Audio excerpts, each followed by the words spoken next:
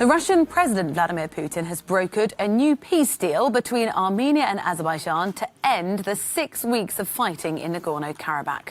Starting from this morning, the new deal allows Azerbaijan to retain control of areas and gains that it's made during the conflict. It's a decision that's been met with protests in Armenia, which has ethnic links to the enclave. This latest violence has followed an uneasy truce that has existed since the end of the last war in 1994. Jay Marquez reports. Armenian protesters stormed the government headquarters in Yerevan, ransacking offices and breaking windows. Angry crowds had gathered outside the building after Prime Minister Nikol Pashinyan announced a peace deal with Azerbaijan and Russia. Earlier, taking to Facebook, Pashinyan said he has signed a painful deal to end the military conflict over the disputed Nagorno-Karabakh region after more than a month of bloodshed. Since fighting began again in September, a number of ceasefire agreements have all failed. The Armenians have lost territory, and over the weekend, Azeri forces took over the region's second largest town. Today, on November 9th, Azerbaijani President Aliyev, Armenian Prime Minister Pashinyan, and the Russian President signed a statement declaring a total ceasefire and all military activities in the Nagorno-Karabakh conflict zone at midnight Moscow time on November 10th.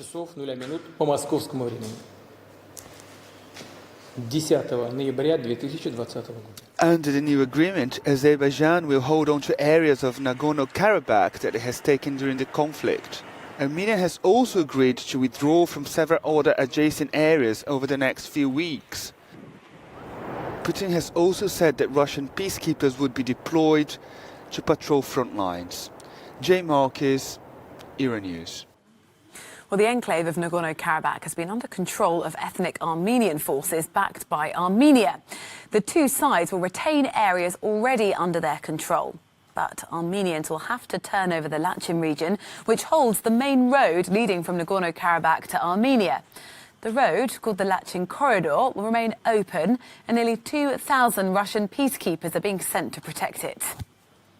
Armenian forces will also have to turn over control of some areas they held outside the borders of Nagorno-Karabakh.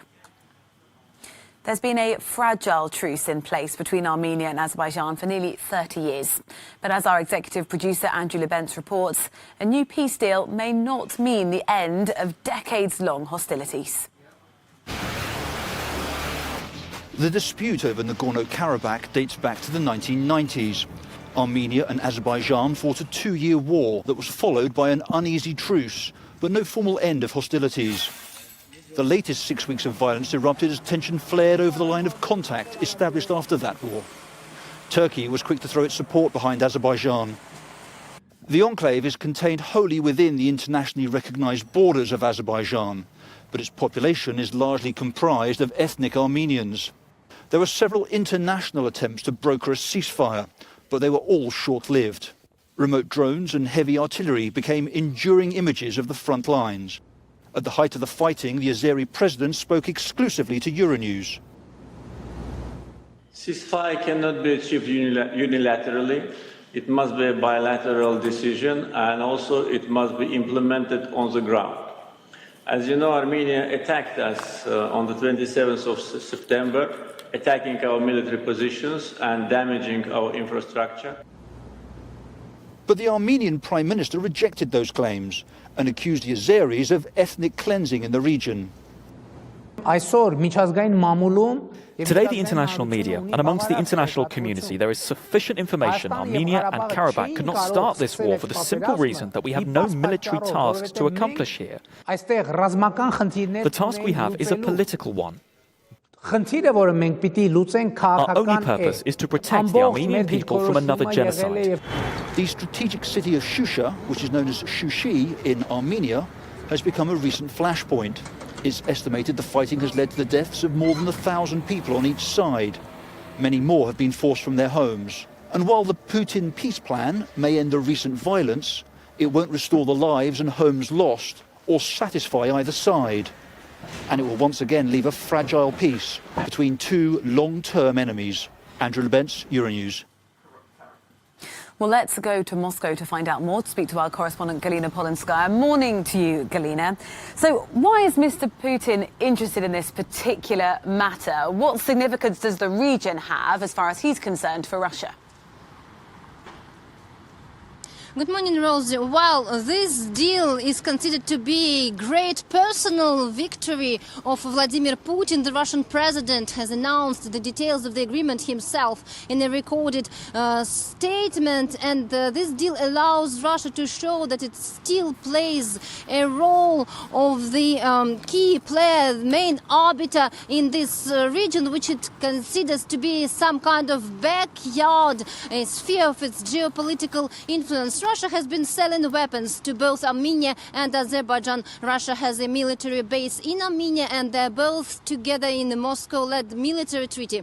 But Russia did not want to take sides. It just wanted this conflict to be stopped and to show to the rest of the world that it still plays this key role in this region. And of course, it was extremely important, considering that a NATO member country, Turkey, was showing a very sharp interest in this region, supporting openly Azerbaijan. Russian military experts right now say that this agreement actually is a very big step of Russia, which increases its geopolitical influence in this post-Soviet region, and a signal to all other key players who are trying to extend their influence there, stepping on Russian interests.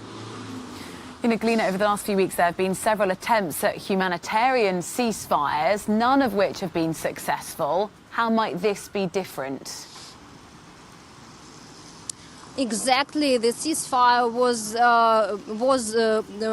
not respected in the past, but this agreement has chances to last, and because Russia is sending its peacekeepers in the region, it was announced by Vladimir Putin. They will be deployed along the contact line and also in the corridor between the region and the Armenian territory. There are around 2,000 Russian peacekeepers, and the Russian defense ministry started to deploy them almost immediately after this agreement was announced. There are already 8 airplanes on their way to Nagorno-Karabakh, and those peacekeepers are reportedly to stay there for 5 years. And of course, this, Rosie, could be a game changer.